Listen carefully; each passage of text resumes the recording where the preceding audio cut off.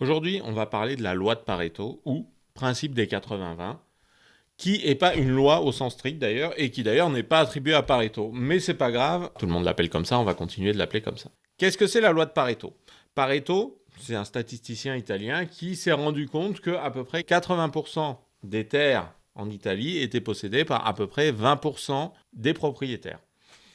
Il a fait cette même étude sur plusieurs pays et il s'est rendu compte qu'il y avait souvent un point d'équilibre en statistique où un pourcentage d'un phénomène était expliqué par l'inverse du pourcentage de ce même phénomène. Par exemple, 20% des effets produisent 80% des causes ou 10% des effets produisent 90% des causes.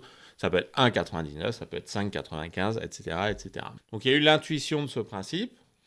Un autre statisticien, Joseph Juran, l'a théorisé, l'a appelé loi de Pareto. Et après, il s'avère qu'en fait, Pareto n'était pas le premier à l'énoncer. Et Joseph Juran a dit bon, bah, je me suis trompé, j'aurais dû l'appeler autrement, mais c'est pas grave, c'est resté comme ça. Alors, souvent, c'est vulgarisé sous la forme de loi des 80-20. Mais à vrai dire, ce point d'équilibre peut être différent de 80-20. Donc, ne restez pas complètement focalisé. Je vais souvent parler de 80%, 20% dans la vidéo. Ne restez pas focalisé là-dessus. Des fois, c'est 90-10, des fois, c'est d'autres répartitions.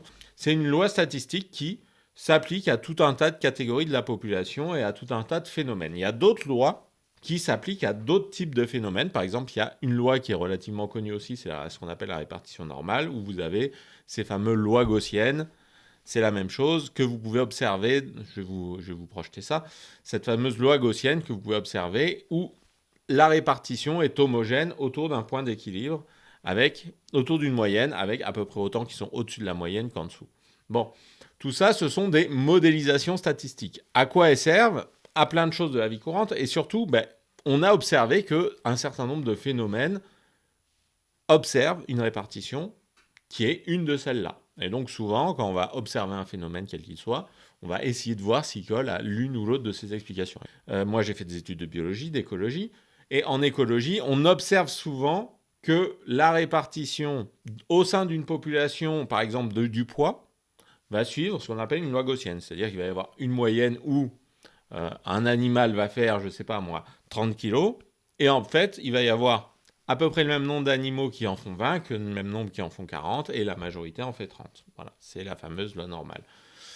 La loi de Pareto, ça pourrait s'appliquer par exemple dans un certain écosystème où on va observer que 80% des individus sont représentés par 20% des espèces à peine, par exemple, dans la répartition d'arbres de différentes espèces au sein d'une forêt. Vous voyez, ces phénomènes statistiques s'observent dans plein d'applications différentes de la vie courante.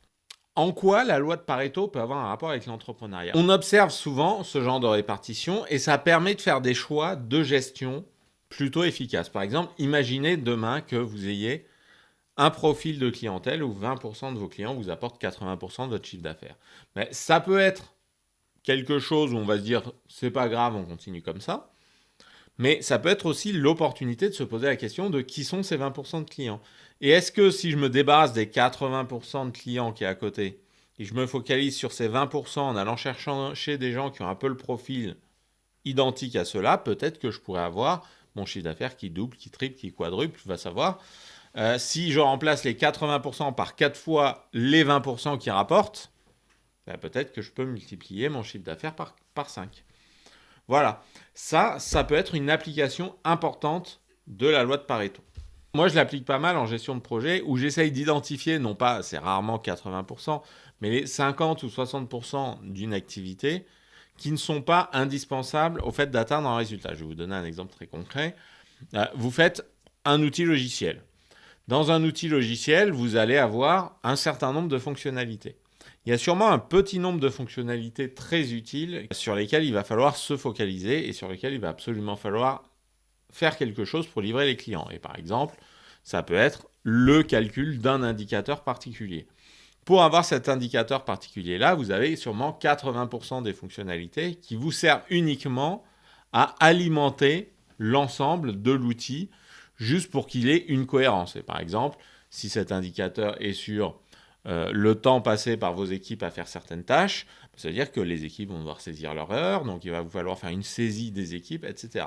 Et le soin que vous allez apporter à une fonctionnalité va dépendre largement de si elle est dans ces 20% ou pas.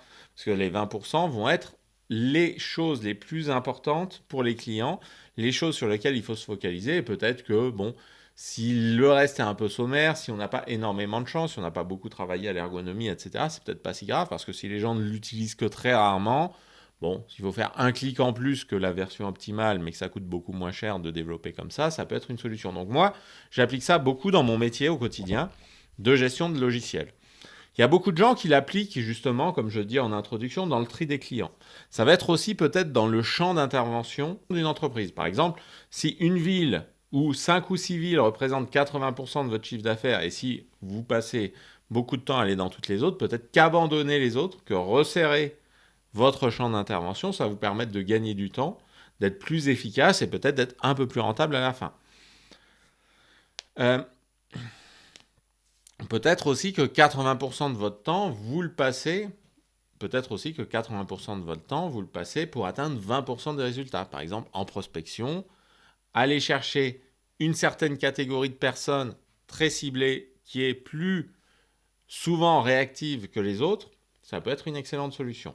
Donc, la loi de Pareto, à quoi elle va vous servir en tant que chef d'entreprise ? Elle va vous servir à réfléchir au mieux à votre manière de vous organiser. Donc moi, je vous invite à garder à l'esprit que cette loi existe, tout simplement, et à vous dire dans quoi je peux l'appliquer. Et il y a plein d'exemples. Alors, quelques exemples d'applications concrètes. Imagine, tu es restaurateur. Tu vas avoir 10 plats à la carte. Peut-être que 3 ou 4 de ces plats vont représenter la majorité de ton chiffre d'affaires. Donc c'est une bonne question de, premièrement, identifier quels sont les plats qui t'emmerdent, pour peut-être pas les mettre sur la carte. Peut-être identifier d'autres plats qui vont se vendre aussi bien, si tu veux l'étoffer, ou alors la simplifier. Une autre application concrète, c'est de lister les sûrement 20 ou 30% de tes actions concrètes qui te rapportent le plus de marge. Et donc, il faut savoir justement déterminer quelles sont les choses les plus rentables, non pas en termes de chiffre d'affaires, mais en termes de marge nette, c'est-à-dire en incluant toutes tes charges, le temps passé, et aussi les charges indirectes qui sont comptabilisées, par exemple, au prorata du temps passé. Alors, si tu fais ça, tu vas sûrement te rendre compte qu'un petit nombre des chantiers, des missions, des projets sur lesquels tu travailles t'apportent la majorité de ta rentabilité à la fin. La majorité du cash net qui va rentrer dans tes poches. Et là, ça ne veut pas dire qu'il faut forcément abandonner les autres 80%, mais il faut réfléchir à pourquoi ces 80%-là, ils te rapportent moins. Et peut-être qu'il y a des choses à optimiser, peut-être qu'il faut effectivement se débarrasser de certaines typologies de projets, peut-être qu'il y a des choses à rentabiliser pour améliorer, des choses à limiter dans ce que tu fais par rapport à tes clients, et peut-être que voilà, quand il y a certains types de demandes qu'on te rajoute qu'il ne faut pas les traiter, tout simplement, qu'il faut dire non, ça peut être une solution. Et peut-être aussi qu'il faut aller chercher des clients différemment. Donc ce que je vous dis, ce n'est pas forcément d'abandonner 80% de votre activité et qu'avec que 20%, vous avez forcément gagné 80%. Ce que je vous dis, c'est que cette règle peut vous aider à vous poser des questions pour améliorer votre activité. Et après, je vous invite, comme toujours, à être dans un processus d'amélioration continue, c'est-à-dire à modifier par petites touches votre organisation, que ce soit commerciale, que ce soit dans votre travail quotidien ou que ce soit dans vos process de facturation, d'améliorer par petites touches votre organisation et d'utiliser cette loi pour avoir des idées d'amélioration. Mais attention, la loi de Pareto ne s'applique pas à tout. Comme je vous ai dit, c'est une règle statistique qui s'observe dans un certain nombre de cas. Mais je vous ai donné l'exemple de l'autre loi, la loi normale qu'on voit souvent. Si vous avez quelque chose qui est régi plutôt par une loi normale et que vous essayez d'y appliquer la loi de Pareto, ça ne va pas marcher du tout parce que vous allez éliminer un gros ventre mou des choses qui vous rapportent le moins, vous allez juste réussir à baisser votre chiffre d'affaires, par exemple. Donc la loi de Pareto, c'est pas une règle absolue, et comme je vous ai déjà dit, c'est pas forcément 80-20, ça peut être 70-30, ça peut être 60-40, ça peut être 50-50 tout simplement, et si c'est 50-50, ça va pas vous apporter grand-chose. Si c'est une règle de l'ordre de 70-30 ou de 60-40, ça peut être une mauvaise solution d'éliminer complètement les activités pas rentables parce que vous n'allez pas réussir à les remplacer par une activité plus rentable et ça va mettre en question la survie économique, le maintien de vos charges fixes, des choses comme ça. On peut aussi imaginer de réagir trop vite, c'est-à-dire d'éliminer trop vite quelque chose qui n'est pas rentable tout de suite mais qui va le devenir plus tard. Et par exemple, moi, si j'avais calculé simplement le temps passé sur différentes activités et combien de clients ça me rapporte, j'aurais arrêté cette chaîne YouTube très vite parce qu'elle me rapportait 0 client. Maintenant, elle commence à me rapporter des clients. Quel est le délai pour constater de est-ce qu'une activité est suffisamment rentable ou pas, est-ce que ça vaut le coup de la continuer ou pas? Je ne saurais pas vous le dire. Je ne saurais pas vous le dire, mais en tout cas, cette chaîne YouTube existe depuis 6 mois et ça fait à peine quelques semaines qu'elle commence à me rapporter des clients. Donc, combien de temps il faut maintenir une activité pour voir si elle vaut le coup? J'en sais rien. Et donc, si je l'avais éliminé très vite parce qu'en me disant il faut appliquer la loi de Pareto, voilà.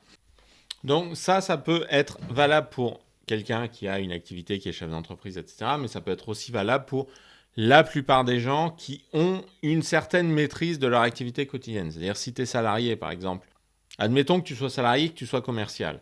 Peut-être dans ta manière de prospecter, tu as des actions qui sont plus efficaces que les autres. Et donc, il faut plutôt se focaliser sur ces actions-là pour avoir de meilleurs résultats. Si tu es en production, peut-être que dans ta production, il y a des choses sur lesquelles tu es plus efficace. Et donc, il vaudrait mieux se focaliser sur ces choses-là, en parler à ta hiérarchie, leur dire, voilà, moi je suis plus efficace là-dessus, machin, il est plus efficace sur autre chose, donc ce serait peut-être mieux de nous répartir différemment pour qu'on soit tous les deux plus productifs. Il y a plein de secteurs de la vie quotidienne, il y a plein de cas particuliers où cette loi peut s'appliquer. Alors, toi par exemple, ce que tu peux faire tout de suite, c'est lister les choses que tu fais tous les jours, et regarder s'il y en a qui sont plus efficaces que d'autres. Quelles sont les plus importantes, quelles sont celles qui donnent le plus de résultats. Et si tu fais ça, tu vas peut-être identifier quelques-unes qui te prennent beaucoup de temps dans la semaine et qui ne sont pas si rentables que ça. Donc, les lister et voir s'il faut les donner à quelqu'un d'autre, les déléguer, arrêter purement et simplement de les faire si ça ne sert à rien ou si il faut continuer là-dessus. C'est pareil si tu es dirigeant d'entreprise ou dans le commercial ou des choses comme ça et que tu veux identifier les meilleurs clients. Identifie les meilleurs clients et vois ce que tu peux faire pour améliorer le chiffre d'affaires avec ces clients-là et peut-être passer un peu moins de temps sur les autres clients. En résumé, la loi de Pareto, c'est une loi statistique réelle qui est souvent vulgarisée sous la forme de loi des 80-20, qui s'applique à certaines choses de la vie quotidienne, mais attention, qui ne s'applique pas toujours et partout, et qui va vous permettre d'identifier peut-être certains mécanismes, certaines optimisations à faire dans votre activité. Mais attention, c'est rarement vraiment 80-20, c'est qu'un exemple, les 80-20, ça peut être une répartition différente. Et attention, l'idée selon laquelle vous allez pouvoir vous débarrasser de 80% des clients et avoir quand même 80% de votre rémunération à la fin du mois, c'est souvent une idée fausse qui est propagée un peu trop facilement par les coachs business en entrepreneuriat. Donc moi, je vous invite effectivement à vous renseigner sur cette loi de Pareto, à vous poser des questions sur son application concrète. Attention, les miracles, ça existe rarement. Bon, ceci étant dit, dites-moi en commentaire si vous avez déjà appliqué cette loi de Pareto dans quelque chose et si ça a été utile ou désastreux. Si ce que je vous ai dit vous a intéressé, mettez un pouce bleu. N'hésitez pas à vous abonner pour avoir des conseils liés à l'entrepreneuriat. Il y a un Patreon si vous voulez me soutenir. Et sinon, il ne me reste plus qu'à vous souhaiter une bonne journée.